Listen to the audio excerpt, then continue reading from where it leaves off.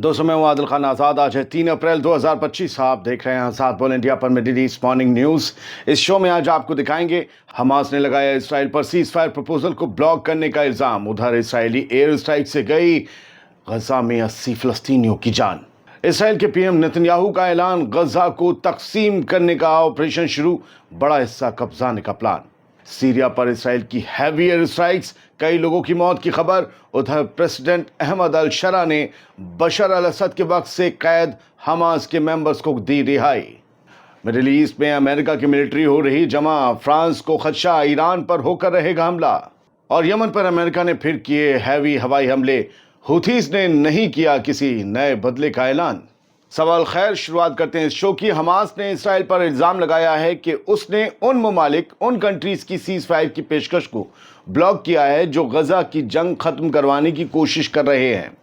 फ़लस्तीनी group Hamas ने Qatar और मिस्र के बनाए हुए फ्रेमवर्क पर राज़ी होकर सीज़ फायर पर वापस आने का कहा है और इसराइल पर इंटरनेशनल प्रेशर डालने की दरख्वास्त भी की है।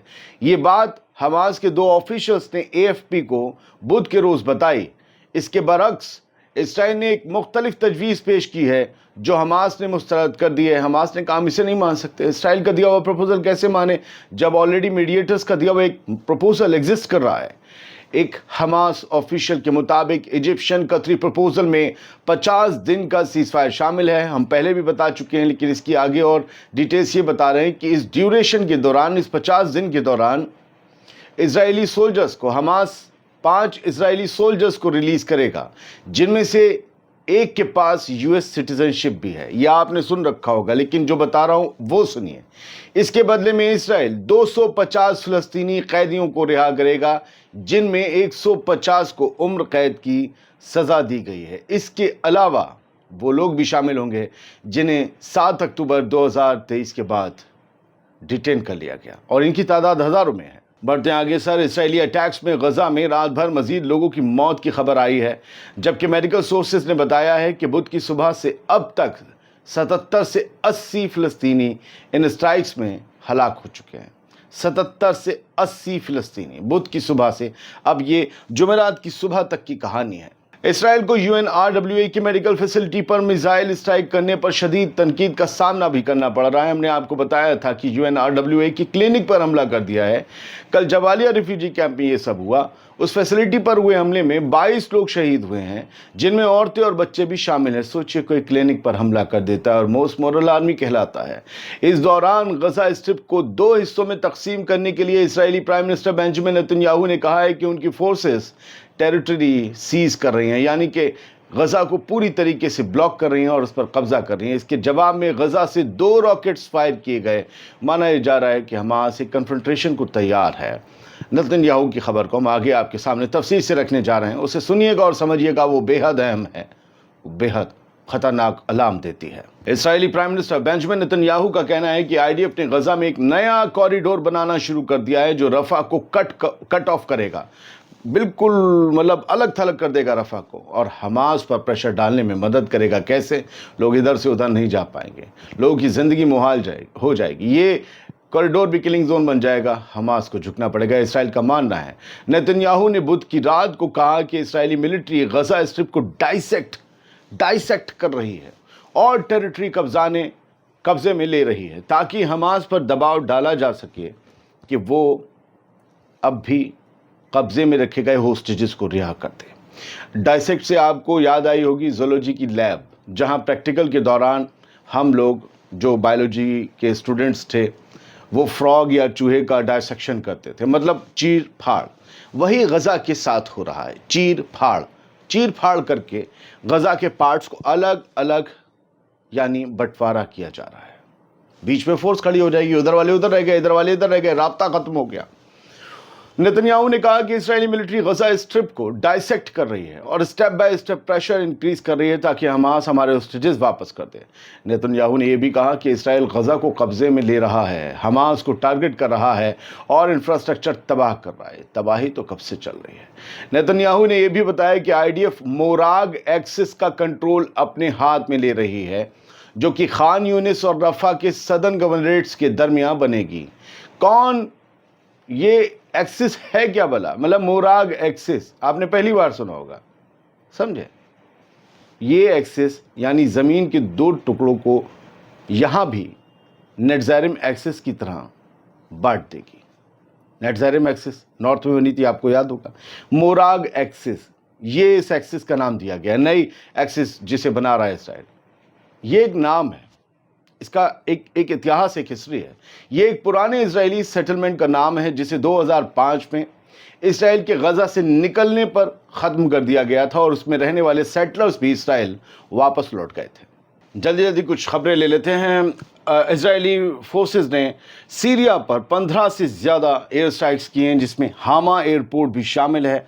अहमद अल-शरा की हुकूमत में ये हमले बहुत ज़्यादा तेज़ हो गए हैं। बार बार इसराइल का यही कहना होता है कि हम बशर असद के पुराने ठिकाने, जहाँ पर उनके रॉकेट्स, माल मसाला, अल्लम बल्लम, ये सब कुछ जो रखा हुआ है, हम उसे उड़ा रहे हैं ताकि वो अहमद अल-शरा और उनके STS के जो मिलिटेंट्स हैं उनके हाथों में ना पड़ जाए और ना वो हमारे लिए कभी ख़तरा बन सकें। तो बहुत जमकर 15 से ज़्यादा एयर स्ट्राइक्स की गई हैं।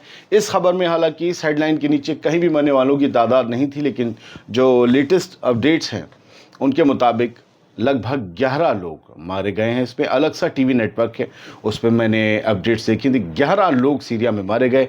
क्या इन 11 लोगों की ज़िंदगी का ज़िम्मा अहमद अल-शरा के पास नहीं था? क्या वो इसका हिसाब दे पाएंगे? लोग पूछ रहे हैं उनसे कि आखिरकार आप डर रहे हैं या आप मामले को टाल रहे हैं। दोनों ही सूरत में आपके लोगों की जान जा रही है। लेकिन अहमद अल-शरा ने कुछ और तो किया है। न्यू अरब की हेडलाइन देखिए, सीरिया के प्रेसिडेंट ने हमास के कुछ मेंबर्स को रिहा कर दिया है जो कि बशर अल-असद के ज़माने से जेलों में कैद थे। हमास के कुछ मेंबर्स माना जाता है कि सीरिया में एक्टिव थे और उन्हें बशर अल-असद ने गिरफ्त में ले लिया था। ये रिपोर्ट यही कहती है और इस पर जो है इजरायली ब्रॉडकास्टिंग कॉरपोरेशन IBC, उसका भी एक बयान सामने आया है। IBC ने ये क्लेम किया है कि अब ये लोग जो फ्री हुए हैं, हमास के लोग सीरिया में, ये फिर से वायलेंट एक्टिविटीज़ में इंगेज होने की प्लानिंग कर रहे हैं और ये इसराइल के लिए जो है वो नुकसानदेह साबित हो सकता है। और अभी तक ये नहीं बताया गया है कि कितने लोग रिहा हुए हैं हमास के सीरिया में और उनके नाम क्या हैं, लेकिन खबर तो आ ही गई है। और कहा गया है कि इजरायली सिक्योरिटी सोर्स ने कहा कि शरा जो है ना, वो इस्लामिक एनमी है, वो जो एक टाइप कोट पहन रहा है। हमारा मतलब कट्टरवादी इस्लामिक दुश्मन है। इन्हें इस्लामिक दुश्मनों से या इस्लाम के ऊपर जो कट्टर होता है उससे बड़ी इन्हें घबराहट होती है, ज्यूज़ को या ख़ास तौर से ज़ायनीज़ को।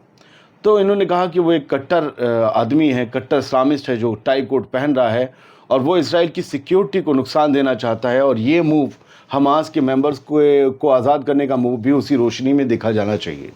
ईरान की खबर पर आते हैं और ये मैंने आपको कल रात के बुलेटिन में बताया था कि एक अजीब सी, एक कहते हैं ना, रेयर एक मीटिंग एमैनुअल मैक्रोन ने बुलाई कल, और सिर्फ ईरान के मुद्दे पर बुलाई और अपने टॉप लीडर से, अपने की मिनिस्टर्स से और अपने एक्सपर्ट्स के साथ ईरान के मुद्दे पर डिस्कस किया, क्योंकि यूरोप पर भी असर पड़ेगा, हम राज समझा चुके।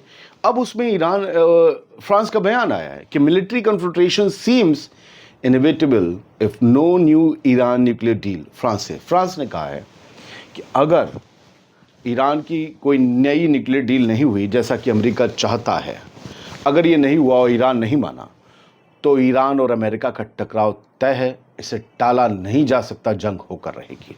इसका यही मतलब होता है, अनिवार्य है। The window to reach a new deal to curb Iran's nuclear deal. मैं आपको इसको थोड़ा सा हिंदी और इंग्लिश दोनों में समझा देता हूँ। वो ये कह रहे हैं कि फ्रांस की foreign minister gene Noel Barrett ने बुध के दिन कहा कि ईरान का जो न्यूक्लियर प्रोग्राम है उस पर नकेल लगाने के लिए नए समझौते पर पहुँचने के जो आसार हैं वो बहुत कम हैं, और अगर ऐसा नहीं हुआ तो मिलिट्री कन्फ्रंटेशन लगभग तय है, ये होकर रहेगा, यानी मिलिट्रीज टकराएंगी, यानी जंग होगी।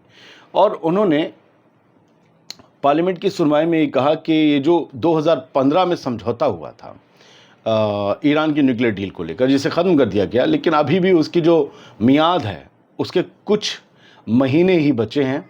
अगर उसे रिवाइव किया जाता है तो वो समझौता फिर से चालू हो जाएगा, लेकिन अगर नहीं होता है तो फिर जंग होगी। तो बैरट के ज़रिए जो फ्रांस कह रहा है उसे समझ लीजिए और इसे और ज़्यादा बड़े फलक पर देखने की भी ज़रूरत है। हाँ, दूसरी द न्यू अरब की हेडलाइन है, US builds up military in Middle East amid fears of war with Iran. Iran के साथ जंग के खदशात के मद्देनज़र अमेरिका ने अपना मिडिल ईस्ट में मिलिट्री जमावड़ा लगाना शुरू कर दिया है। कल ही हमने आपको बताया था फाइटर प्लेन्स का स्क्वाड्रन और नया एक वॉरशिप और कई डिस्ट्रॉयर शिप्स अमेरिका के रवाना हो चुके हैं मिडिल ईस्ट के लिए। और ये वॉल स्ट्रीट जर्नल के हवाले से द न्यू अरब ने ये छापा है और बताया कि इसमें F-35 स्टेल्थ फाइटर्स और ज़्यादा जुड़ रहे हैं। इसके अलावा यूएस फ्लीट में 19 जहाज़ आएंगे, B-2 स्ट्रेटजिक बॉम्बर्स भी हैं, B-2 स्टेल्थ बॉम्बर्स भी हैं, GBU-57 मैसिव ऑर्डिनेंस पेनिट्रेटर, जो आप यूँ समझिए वो वाला जो बम होता है ना, बड़ा वाला जो हसन नसरुल्लाह की बिल्डिंग के ऊपर गिराया गया था, वो हैं। और एयरक्राफ्ट कैरियर्स हैं और भी चीज़ें हैं, F-35S है। ये सब कुछ अमेरिका मिडिल ईस्ट पे इसका एक बड़ा मेला लगा रहा है ताकि या तो ईरान पर प्रेशर बनाया जा सके सबको दिखाकर, या फिर जो फ्रांस सोच रहा है वो।